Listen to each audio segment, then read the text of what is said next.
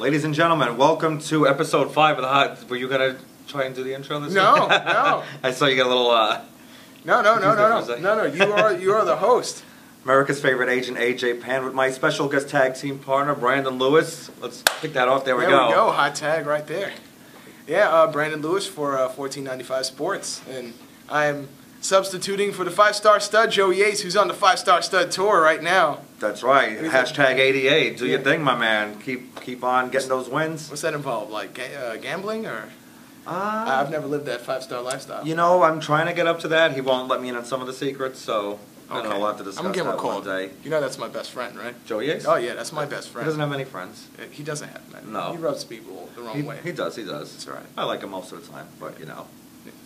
But I'm filling in for him. I'm filling in for him. You are, and and you know, we've seen a lot of your stuff on the great 1495 Sports site, and you know you've done a lot of good, cool interviews with a lot of our talent. Yeah. So, and thank you for that opportunity, because you're America's favorite agent. I am, you know, I hook all that up. All right, so thanks for making that happen. That's right. I'm glad to finally be working with you. Now we should get into business. Yes, TNA Lockdown this weekend, March the 10th.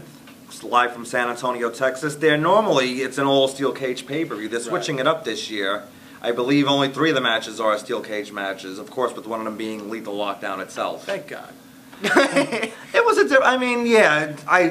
The way I believe they should have did it in the past, they all should have been grudge matches. But they threw on regular matches that kind of made no sense to be in a cage. That was my only big beef. I mean, the whole idea behind the steel cage, at least before we have all the gimmick wrestling that we have now, was that was where the wars were settled, you know? Yes. But now that we live in this era, not just of there's so many different types of matches you can wrestle in, but now there's a pay-per-view every month, or, you know, TNA's toned it down a bit. I think they're not doing the 12 pay-per-views a month. Not at all. I'm kind of happy about that. Yeah. Me and Joey touched upon that on our last show.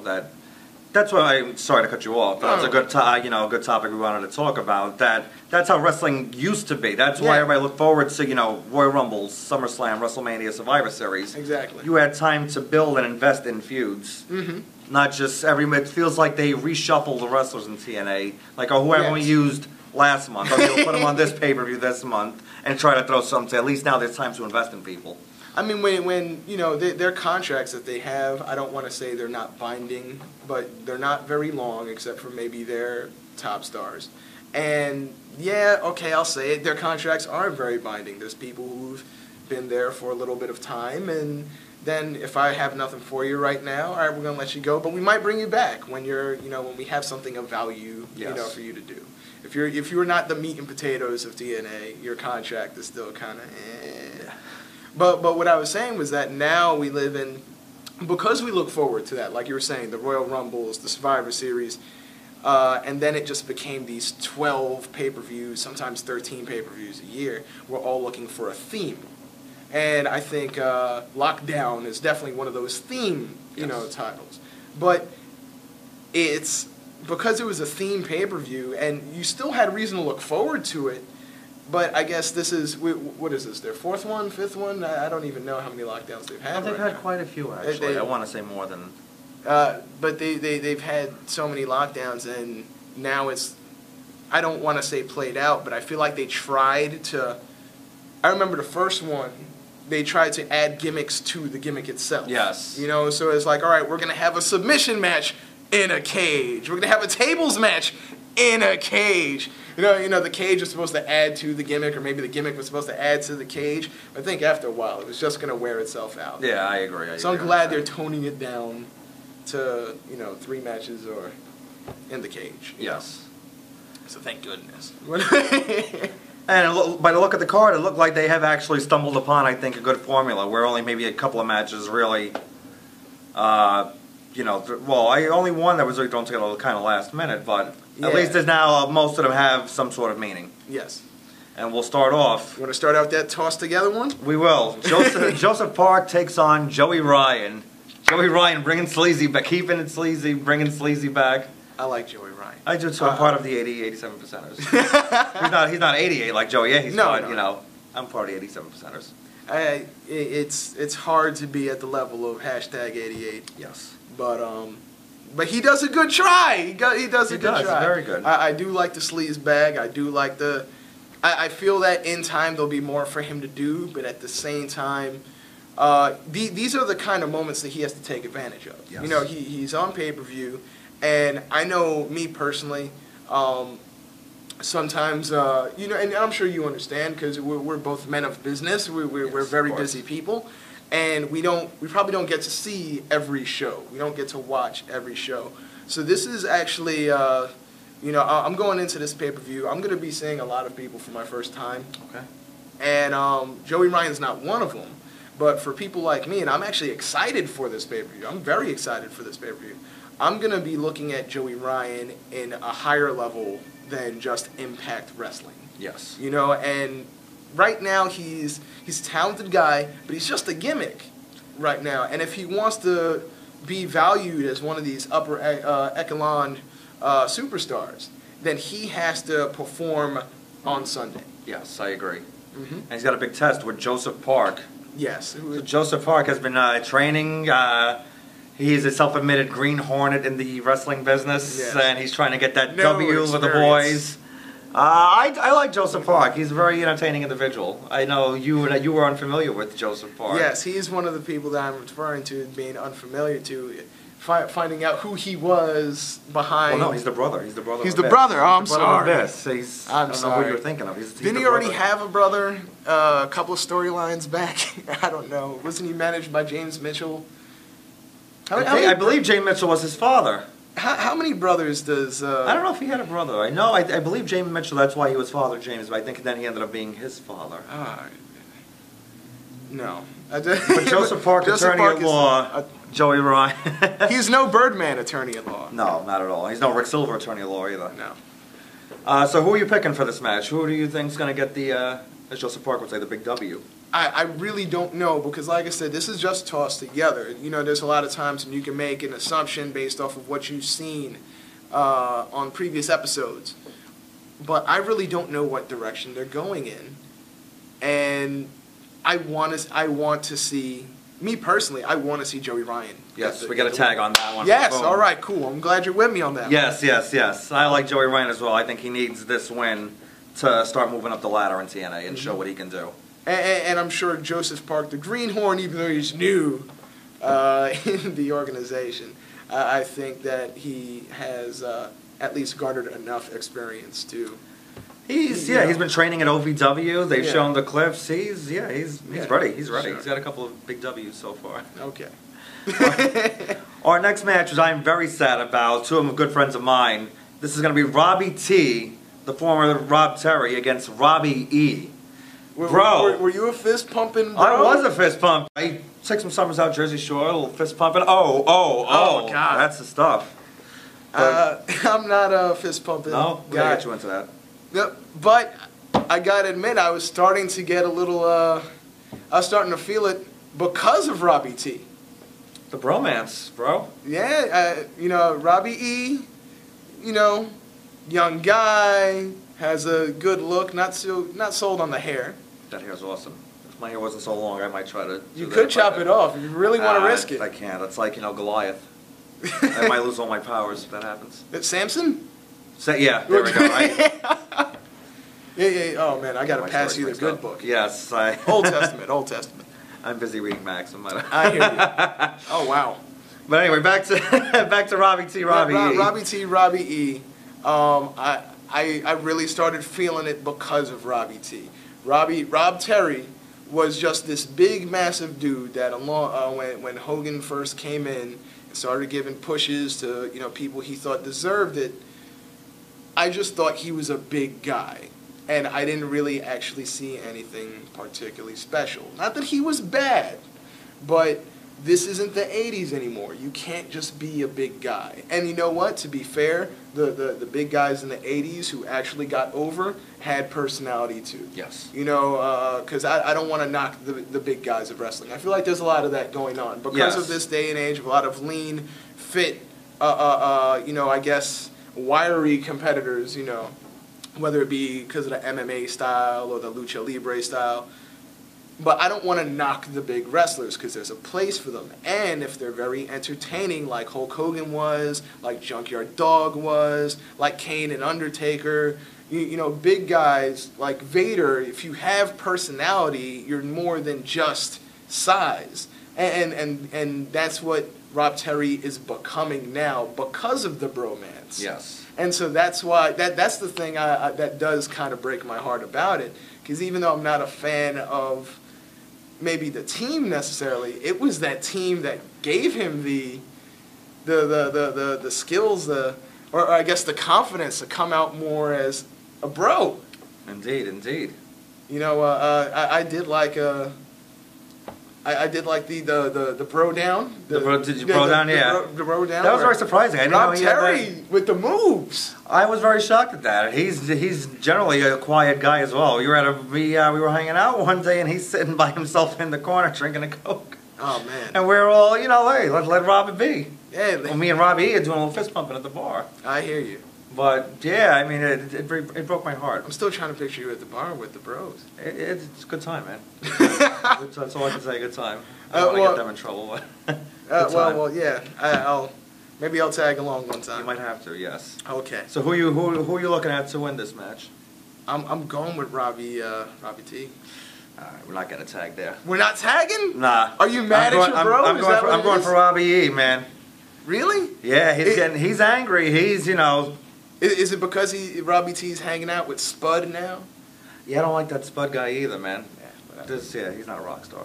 No. I know one rock star. I work with that rock star, but nah, Robby E, you know, he was kind of the leader. That's why, even though it was little Robby, big Robby, but he was holding it down. I don't know. No tag on that one? No tag on that one. That's fine. So you're saying Robby T, I'm saying Robby E. He's got the momentum right now. He does. He's, you know, I hope he doesn't get sympathetic, you know, because that's the thing, sympathy will, you know, get you losses sometimes. I don't see Rob Terry being sympathetic. That's the only thing that worries me. Okay, good. Yes. Then my prediction will win. We'll see. We'll see on Sunday. TNA X Division Championship on the line. I believe it's a triple threat. Kenny King, the new champion, taking on Christian York and Zema Ion. That's going to be a tough prediction. There's two of us. There's 3 competitors. Yes. And I'm not sure if we're going to be able to get a tag on this one. I don't know. Oh man. I'm going with Kenny King though. Oh no, I'm not going to tag on that one. No? No. Who are you going with? I'm going for Christian York. Hey, all of them are very good. They are without a doubt. I probably would have picked Christian York over Mr. Ion, though. Yes. I've always been a fan of Mr. York. I think it's his time to shine. Definitely. He's definitely deserving. That's the thing. He's been around for a very long time. He's a very talented guy. And he deserves... I was a little... I don't want to say offended. I don't think offended is the right word, but I was a little bothered that he even had to do a gut check. That was just on my mind. I thought it was a slap in the face to Christian York that he's the only competitor who was in TNA at the beginning. Yeah. And he's been a veteran of the sport, and he had a tryout for gut check. That rubbed me the wrong way. I mean, at the same time, and I'm not saying this to be discriminatory towards Christian York, but I guess because I know him more from like ECW. Yes. I don't actually, even though he has been around, I don't remember him as a major name in the industry. And since it's been a long time between ECW and today, yes, you know, maybe they felt he needed to show he still got it. For a lot of people who, ECW is revolutionary, but when you compare, if you really want to do the ratings war and things like that, and compare it to like the 6-point numbers or the 5-point numbers that Nitro and Raw were getting, not a lot of people, enough people were watching ECW for it to make a difference, but not that many faces saw someone like Christian York. So even though us as fans of the business, I was surprised, but I guess maybe they felt it was necessary to show that he still got it. But yeah, I think he's definitely worthy of carrying the belt. I agree. The reason why I'm picking Kenny King, and there's always two ways about going predictions. There's where your heart is and where you think the company's headed, I guess.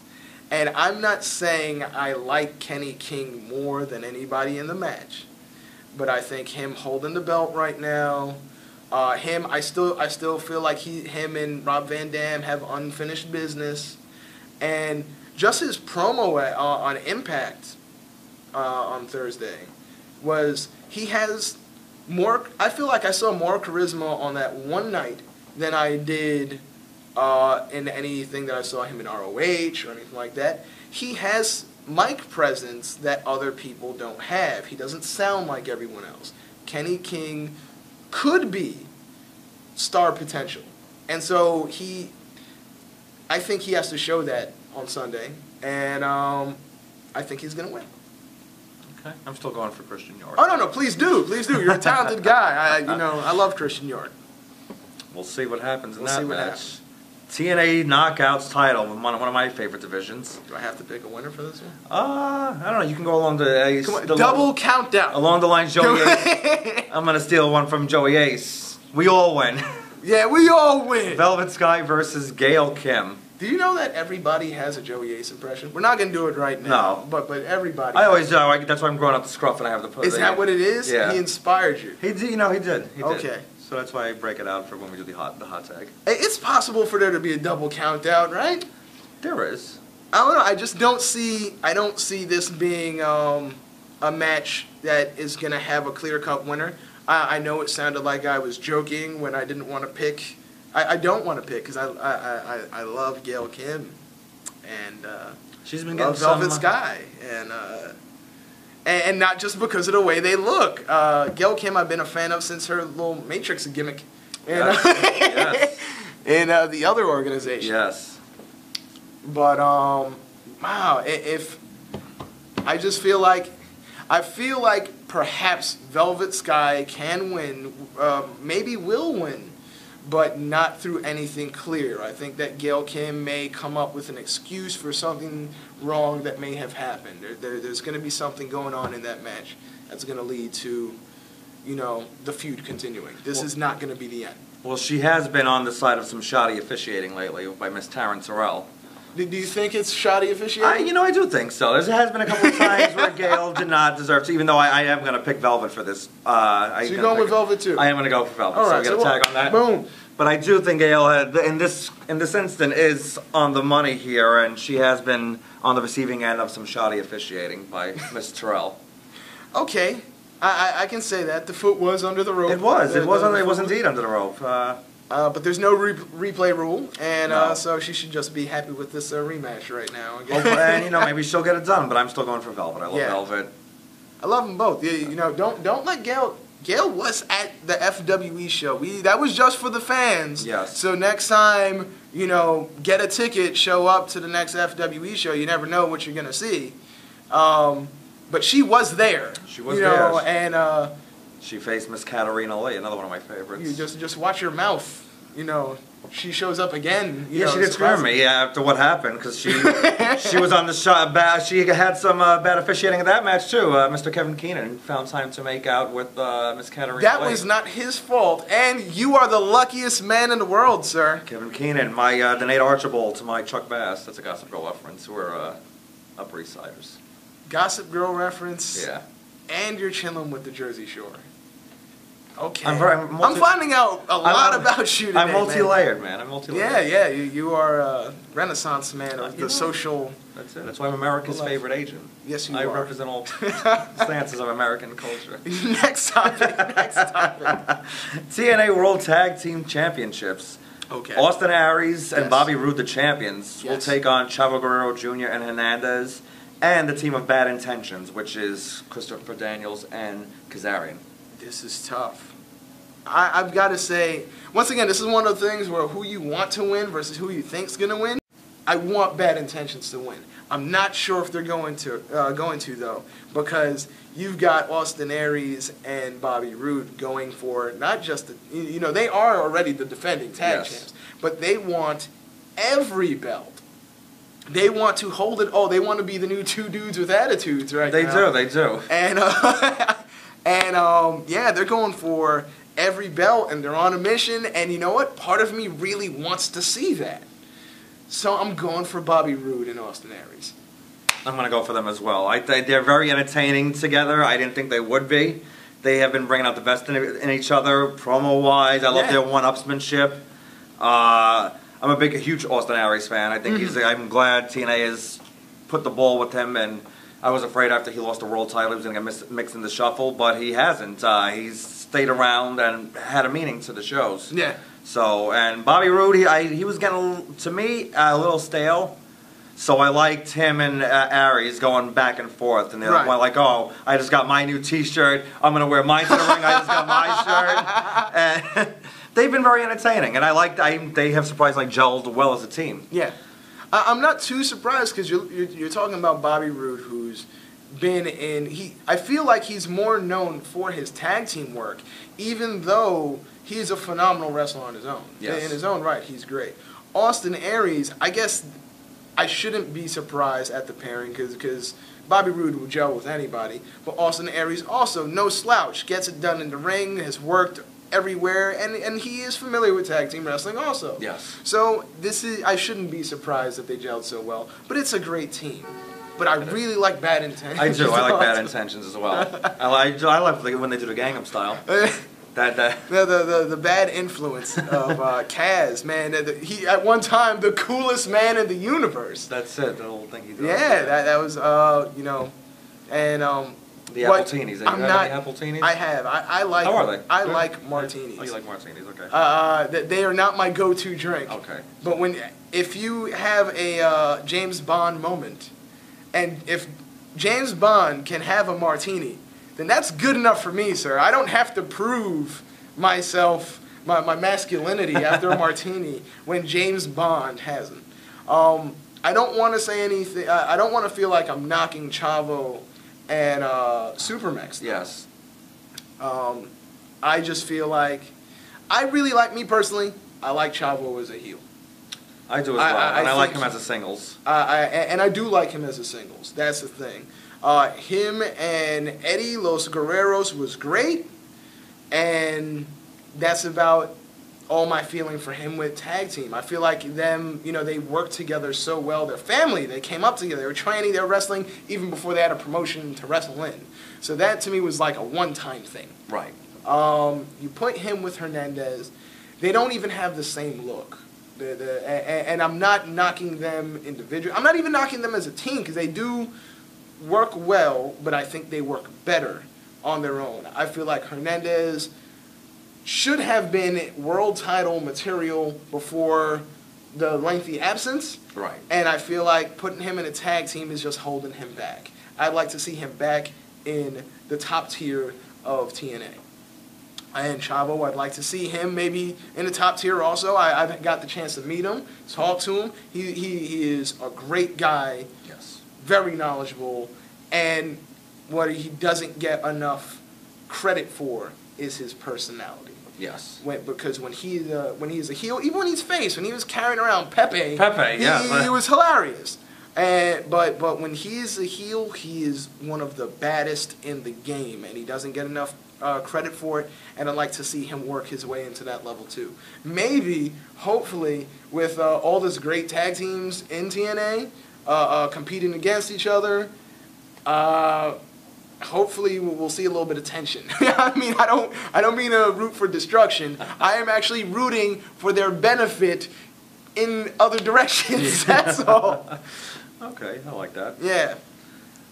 We have one of the first of the steel cage matches of the evening. Dum, da, da, dum. Wes Briscoe of Aces and Eights against the Olympic gold medalist Kurt Angle. Oh man, I gotta ask your opinion on that one. I'm an Angle guy. Yeah. I love Kurt Angle. Kurt Angle all the way. I am a Kurt Angle guy. Is he going for the win though? I think Angle's, yeah.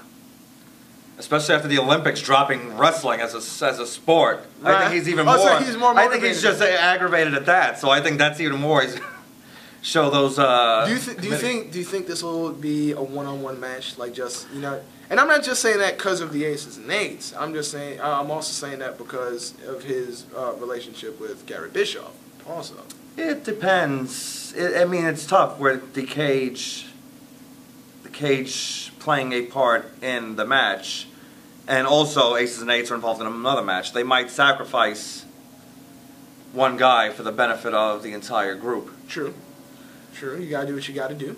And Angle's he's on a tear. And he's a machine. He is. A machine. There is no off button on Kurt Angle. No, I'm gonna give you the hot tag on that one. There we go. Boom. I also think Kurt Angle. I'm gonna root for Kurt Angle, and I think he has the ability to pull it off. I mean, he has the ability to do anything he wants, really. Yes.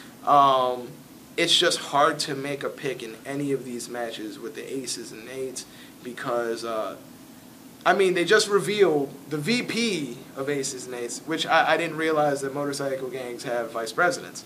But the VP of Aces and Eights is, I guess, Devon. You know, not Devon. I'm sorry, D'Lo. You know, the D's threw me off. D'Lo Brown is the VP. And so they're showing that they have more surprises in store. He's just a VP. He's not even the P. No, yeah, that's still the big secret. Yeah, the higher power, as Taz talks about. Yeah. There's Vince McMahon. I don't think he'd waste his time. Oh, okay. Good. No, the stop. higher power. I don't think Vince. I don't know. You think anyone has a hood? You know, you never know. Might be surprised. It's me. There's more surprises. It's hard to pick for any of the Aces and Eights matches. I'm going with Kurt Angle, though. I'm going with him as well. All right. And now to the next Aces and Eights match they're involved in, which will be Lethal Lockdown. Team Aces and H is Devon, the DOC, which is the former Luke Gallows, right. Knox, the former Mike Knox, Ken Anderson, and Garrett Bischoff, taking on Team TNA, captained by Sting, along with Samoa Joe, the Samoan submission machine, the Cowboy James Storm, Magnus, and Showtime Eric Young. I like the last two editions of Team TNA. I was happily surprised, because I like Magnus and Eric Young. I think they are two entertaining and athletically gifted individuals who do not get enough television time. Okay. And to see them get the rub with Sting, Joe, and James Storm, I think it's a great opportunity for them.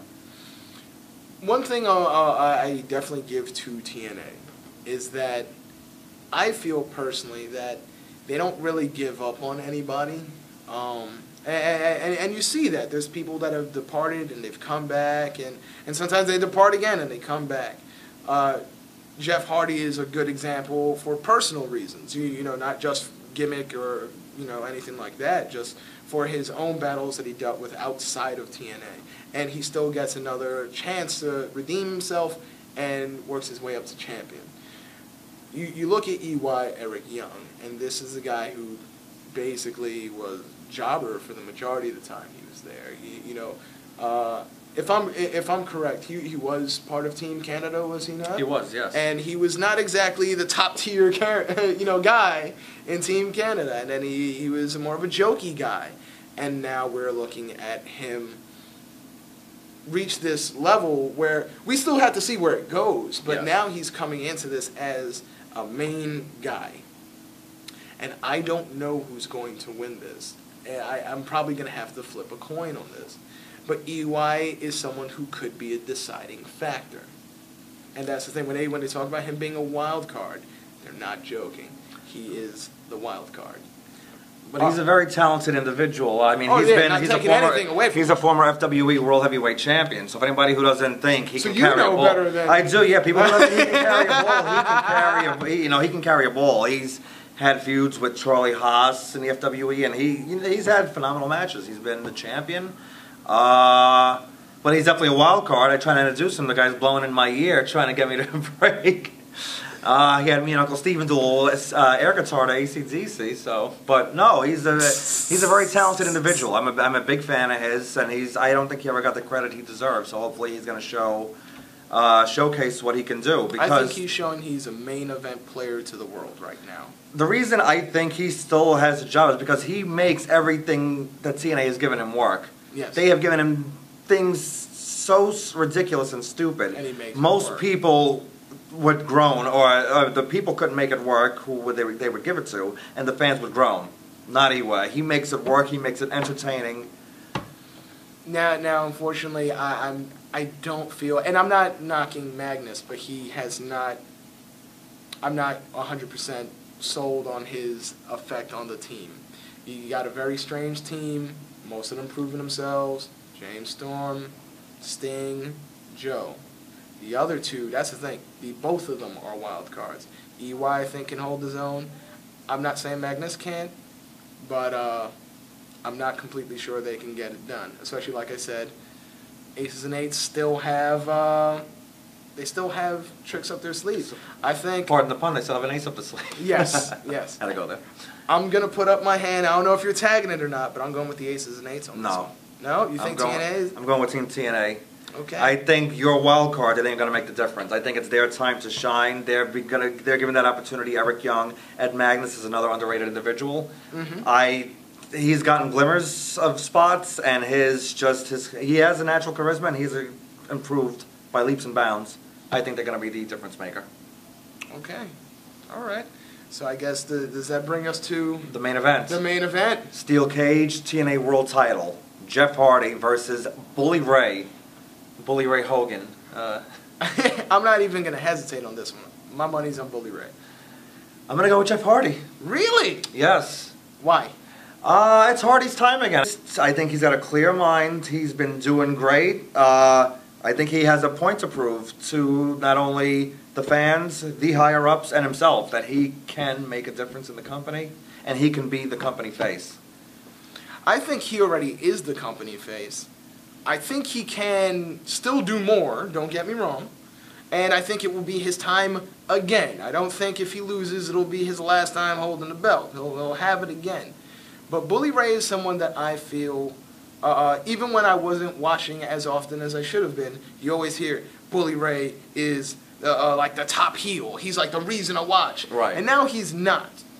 Now he's not. But he's still at this level. He's still performing at this level. He has charisma up the, wahoo. I don't know who's watching. I'll keep my language, Yes. to Keep a it minimum. PG, yeah. But I think that it is time for him to hold the belt. I think that now is his time. I think he also has that same charisma. I'm not sure if he's selling all the T-shirts that Jeff Hardy has, but I think he has what it takes. But I want to give another prediction. I think that if Aces and Eights loses, if they lose, they're at Lethal Lockdown, Bully Ray is going to show that he is a member of Aces and Eights. He is too good of a heel. I think he is a great heel. I think he's the man. And he always has been. He was the guy who, I feel he was the bigger heel back in the days of the Dudleys. Yes. Not that Devon didn't have his charisma, but if you wanted that heat, Devon will get you the heat. And I feel like this marriage with Brooke has got to go somewhere. Yes. And where is it leading to? I think everyone has already they grabbed the bait and they bought they took Bully in as a face and they love him, and now they're just gonna smash that to pieces. I think he's gonna win the belt and he's gonna turn heel. Aces and Eights has the championship.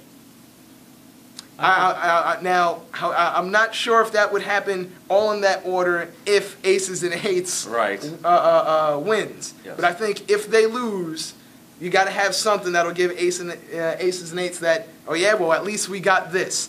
I think Bully might be that is. Okay. That is. I don't know if anyone's ever used that phrase. Yeah, I don't know about that. He's going to be that guy. How's that? He's going to be that guy. There you go. So you're saying Either Bully, way, I'm Bully Ray going. though. I'm going to stick with Jeff Hardy. Okay, so we didn't get a lot of hot tags. We didn't get a lot of hot tags. We are not a good tag team. No. Well, not for the camera. I think we did pretty well I think so, yes. But, I enjoyed having you as... But I think if we were in the ring, which that can be your thing. You can stay in the ring. I'm going to pick on all the Stone Cold ETs you want. There you go. I'm going to I'm beat him up next time I out of see the him. Watch out for me in the Rumble. I'm training for the Rumble. Me and You're training for the Rumble? I am. I'm going to make sure I can get in there and toss him out. Me and the extra guys are training me. You and the extra guys. M3 and JP, where that's it. We got some workouts coming up. Yeah, I saw it. neon studs. You have some weird friends. Again, America's favorite agent. Gotta have that whole cultural diversity. Okay, buddy. No matter what, we're successful. Hey, you know what? You have been proven. You've proven to me you're very successful. I mean, you've done a lot of good things. My boy, Mr. Spectacular, who's not on the card. Once I signed with him, boom, got the call to go down to TNA. The Midas touch right here, pal. Yeah, this is true. This is true. You are golden. Yes. So, by the way, yes. Evilise, I was rooting for you. We all were, yes. And I just wanted to get that out there in case I see her again. Did you see the look that she was giving? I was scared. She's a dangerous girl. She's a dangerous individual. Yeah, she scares me sometimes. I'm just trying to... I mean it. This isn't fake. Yes, I was rooting right. for you. Yes. I just want to make sure she doesn't attack me when I see her next. Because, yeah, that's all. I might put in a good word for you. Please do. Oh, Because I'm scared. Yes. I just needed something. I know this is yours. Well, ladies and gentlemen, I had a good time though. It was a great time working with you, Brandon Lewis. All right, cool. Hopefully, we'll see you again. I hope so too. AJ Pan. That's it, bro. Ooh, yeah. Yeah, that's it. The Mega powers and it. There you go. Cool. Had a good time. Enjoyed the original hot tag brought to you by 1495 Sports. So watch TNA Lockdown, watch this, and you'll see who was right, who was wrong.